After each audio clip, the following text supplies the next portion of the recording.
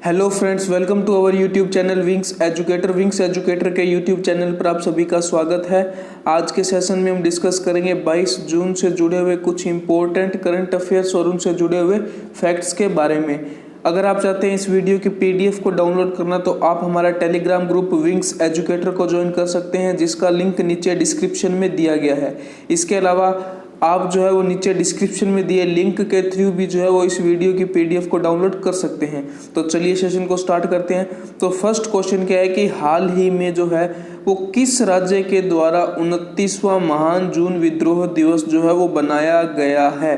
तो इसका सही आंसर हो जाएगा ऑप्शन ए, मणिपुर राज्य ने जो है वो हाल ही के अंदर 29वां महान जून विद्रोह दिवस बनाया है। अगर हम बात करें तो यह जो है वो प्रत्येक वर्ष 18 जून को जो है वो बनाया जाता है और इसे मणिपुर के केकरूपत में बनाया गया। केकरूपत जो मणिपुर का ही एक जिला है जहाँ पर इसे बनाया गया है और मणिपुर की क्षेत्रीय अखंडता की रक्षा के लिए जो है वो जून 2001 में अपनी जान गंवाने वाले 18 व्यक्तियों को श्रद्धांजलि और सम्मान देने के लिए जो है वो हर साल 18 जून को यह दिवस बनाया जाता है। इसके अलावा अगर हम बात करें तो इस अवसर पर 18 शहीदों के परिवार के सदस्यों और कुछ संगठन के नेताओं ने जो है वो मणिपुर के केकरूपत में 18 लोगों को पुष्पांजलि और सम्मान दिया। तो इसका यहाँ पे उद्देश्य दिया गया है कि किस उद्देश्य से ये बनाया गया और इसके इतिहास के बारे में भी ये यहाँ पे बताया गया है कि क्यों हर साल जो है वो बनाया जाता है। इसके अलावा यहाँ पे मणिपुर आया है जिसके सीएम हो जाएंगे एन बीरेन सिंह और राज्यपाल हो जाएंगे नजमा हेपतुल्ला। अब हम डिस्कस करें नेक्स्ट क्वेश्चन। तो प्रति वर्ष जो है वो विश्व शरणार्थी दिवस कब बनाया जाता है? तो इसका सही आंसर हो जाएगा ऑप्शन बी, प्रत्येक वर्ष जो है वो 20 जून को विश्व शरणार्थी दिवस बनाया जाता है। इसके अलावा 21 जून को जो है अंतर्राष्ट्रीय योग दिवस बनाया जाता है, जो कि इम्पोर्टेंट है। और योग दिवस के उपलक्ष्य पर जो है वो पूरे देश भर के अंदर जो है वो वर्चुअल कार्यक्रमों का आयोजन किया गया, अर्थात ऑनलाइन अनेक कार्यक्रमों का आयोजन किया गया और टीवी पर जो है वो योग के कार्यक्रमों का भी प्रसारण किया गया। वर्तमान में कोरोना काल के कारण जो है वो एक जगह एकत्रित होकर योग कार्यक्रम जो है वो आयोजित नहीं किए गए। जितने भी कार्यक्रम हुए वो वर्चुअल या ऑनलाइन तरीके से जो है वो आयोजन हुआ है। लेकिन हम तो बात कर रहे थे विश्व शरणार्थी दिवस की। तो यूनाइटेड नेशन जो है वो प्रत्येक वर्ष 20 जून को विश्व शरणार्थी दिवस जो है वो बनाता है। अगर हम बात करें यूनाइटेड नेशन के वर्तमान में हेड हो जाएंगे एंटोनियो गुटेरेस जी, तो बनाता है। और अगर हम बात करें विश्व शरणार्थी दिवस 2020 का उद्देश्य जो है वो दुनिया को यह याद दिलाना कि शरणार्थी सहित हर कोई समाज के प्रति योगदान करने में सक्षम है। तो इस उद्देश्य के साथ, इस टारगेट के साथ जो है वो इस वर्ष जो है वो विश्व शरणार्थी दिवस बनाया गया। इसके साथ जो विषय के अंदर और जुड़ी हुई बात थी वो थी कि हर एक्शन अधिक समावेशी और समान दुनिया को बनाने के प्रयास में मायने रखता है। इसके अलावा अगर हम बात करें इस वर्ष की थीम क्या रही, तो वो रही एवरी एक्शन काउंट्स, जिसकी चर्चा हमने ऊपर डिटेल के अंदर की है। वही जो है वो इसकी थीम थी कि एवरी एक्शन काउंट्स। इस थीम के साथ जो है, इस विषय के साथ जो है वो इस वर्ष विश्व स्तर पर विश्व शरणार्थी दिवस जो है वो बनाया गया। अगर हम बात करें कि रिफ्यूजी अर्थात शरणार्थी होते कौन है, तो संयुक्त राष्ट्र जो है वो 1951 शरणार्थी सम्मेलन के अनुसार एक शरणार्थी जो उसकी जाति, धर्म, राष्ट्रीयता, किसी विशेष सामाजिक समूह से सदस्य या राजनीतिक कारण के उत्पीड़न के कारण डर से जो है वो अपने घर से जो है वो देश से चला जाता है, अपने घर या देश से चला जाता है और दूसरी जगह पर जाकर बस जाता है, उसे जो है वो शरणार्थी के रूप में परिभाषित किया गया वर्ष 1951 के अंदर। अब हम बढ़ते हैं नेक्स्ट क्वेश्चन की ओर। नेक्स्ट क्वेश्चन है कि हाल ही में भारत की कौन सी कंपनी बाजार पूंजीकरण के मामले में भारत की पहली 150 बिलियन की कंपनी बन गई है? तो इसका सही आंसर हो जाएगा option B, Reliance Industries Limited जो है वो हाल ही के अंदर बाजार पूंजीकरण के मामले में भारत की पहली 150 बिलियन कंपनी बन गई है। इसके अलावा अगर हम बात करें तो हाल ही के अंदर जो है वो रिलायंस जियो के अंदर जो है वो 11 विदेशी निवेशकों ने जो है वो निवेश किया है, और इसका कारण था कि जो जियो के ऊपर टैक्स जो चार्ज था, जो कर्ज था, वो कर्ज मुक्त होने के उद्देश्य से जो है वो भारत अनेक विदेशी कंपनियों ने जियो के अंदर निवेश किया है। तो आपको जो है वो उन 11 कंपनियों के नाम कमेंट बॉक्स में कमेंट करके बताने हैं कि जियो रिलायंस के अंदर निवेश करने वाली 11 कंपनियां कौन कौन सी हैं। इसके बाद अगर हम बात करें तो Reliance Industries Limited market capitalization की अवधि में $150 बिलियन तक पहुंच गई है, और मुकेश अंबानी ने जो है वो RIL, ये वही है रिलायंस इंडस्ट्रीज लिमिटेड, ये वही कंपनी है RIL जिसको यहाँ पे शॉर्ट फॉर्म के अंदर बताया गया है, को बाजार पूंजीकरण के मामले में भारत की पहली 150 बिलियन की कंपनी बना दिया है। किसने? मुकेश अंबानी जी ने, जो कि इस कंपनी के CEO भी हैं। अगर हम डिस्कस करते हैं नेक्स्ट क्वेश्चन, तो नेक्स्ट क्वेश्चन है कि हाल ही में BPR विट्ठल जी का निधन हो गया, वे किस क्षेत्र से जुड़े हुए थे? तो इसका सही आंसर है ऑप्शन सी, अर्थशास्त्र। वे एक प्रसिद्ध अर्थशास्त्री थे, वयोवृद्ध अर्थशास्त्री और 10वें वित्त आयोग के सदस्य BPR विट्ठल जी का हाल ही के अंदर निधन हो गया है। इसके अलावा वह 1950 बैच के पूर्व IAS अधिकारी थे। उन्होंने 1972 से 1982 तक आंध्र प्रदेश सरकार के सचिव वित्त और योजना के रूप में भी कार्य किया था। इसके अलावा अगर हम देखें तो VPR विट्ठल जी ने जो है वो अंतर्राष्ट्रीय मुद्रा कोष में जो है वो मलावी और सूडान की सरकारों के राजकोषीय सलाहकार के रूप में भी कार्य किया, और उन्होंने centre for economic and social studies Hyderabad की स्थापना में भी महत्वपूर्ण भूमिका निभाई है।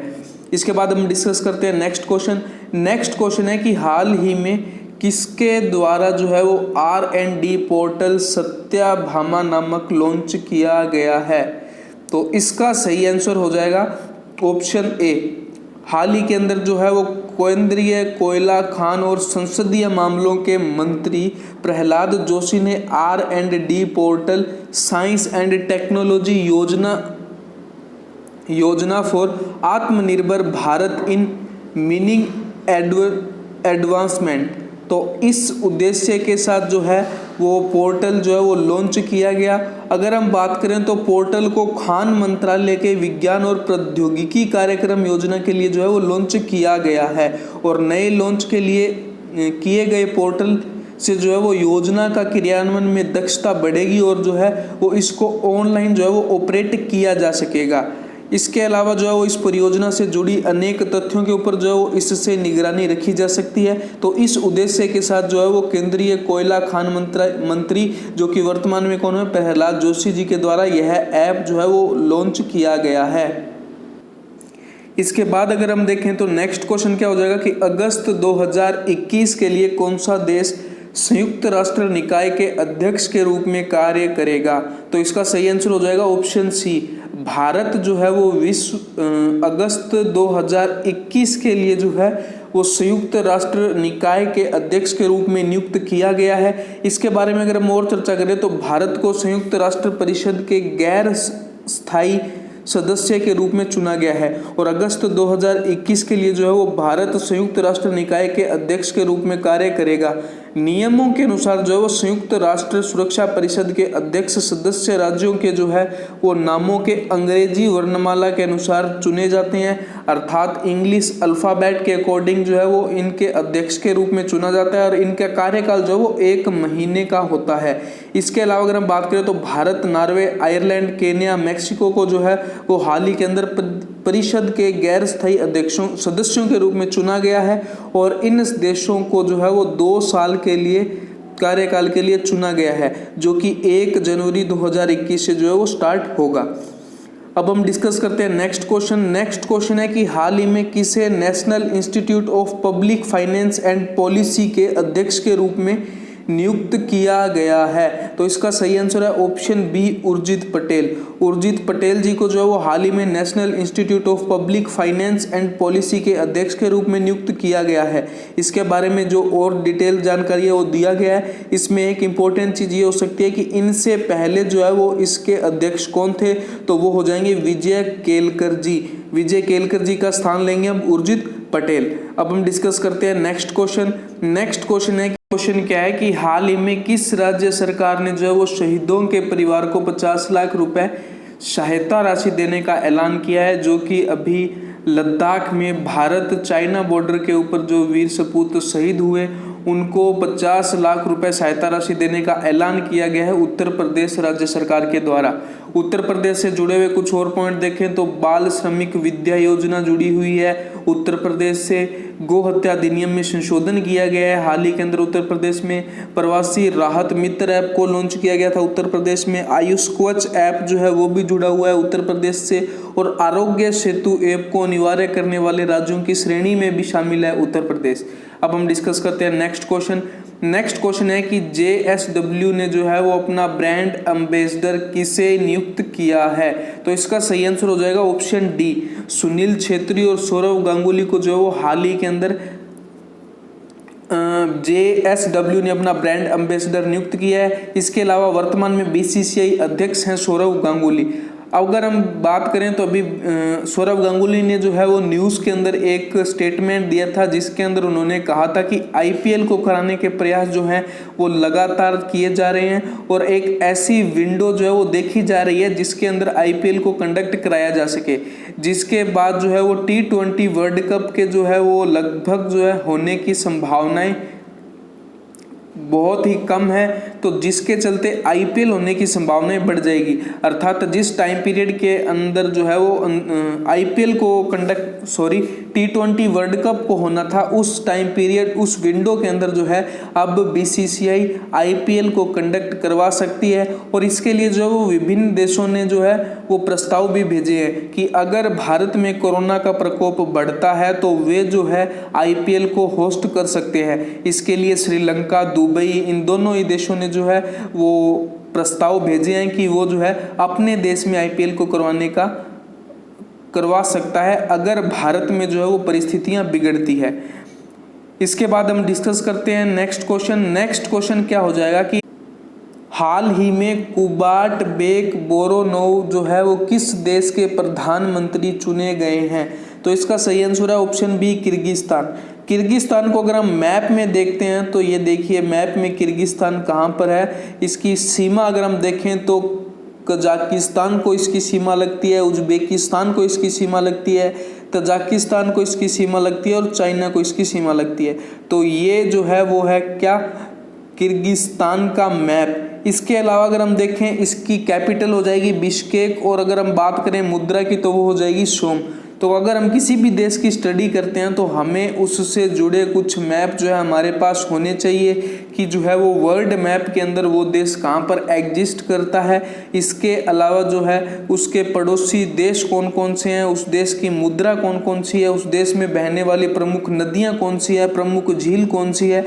इस प्रकार से जो जुड़े हुए कुछ प्रश्न जो हैं वो SSC जो है वो कई बार परीक्षाओं में पूछे गए हैं। तो इस प्रकार से जब भी आप किसी देश की स्टडी करें या जब भी आप किसी देश के बारे में पढ़ रहे हो तो उस देश से जुड़ा हुआ मैप जो है वो आपके पास होना चाहिए। अगर अब हम देखें क्वेश्चन ऑफ द डे की तो आज का क्वेश्चन ऑफ द डे रहेगा कि हाल ही में किस बैंक के द्वारा सैलरी खाता ग्राहकों के लिए ऑनलाइन ओवरड्राफ्ट जो है वो सुविधा इंस्टा फ्लेक्सी कैश नाम से जो है वो शुरू की गई है। इसके ऑप्शन है, option A ICICI bank, HDFC bank, axis bank या यूनियन बैंक। तो इसका आंसर आपको कमेंट बॉक्स में कमेंट करके बताना है। अगर आपको हमारी ये वीडियो पसंद आई तो इसे लाइक करें, हमारे YouTube चैनल को सब्सक्राइब करें और इसे ज़्यादा से ज़्यादा शेयर करें। Thank you.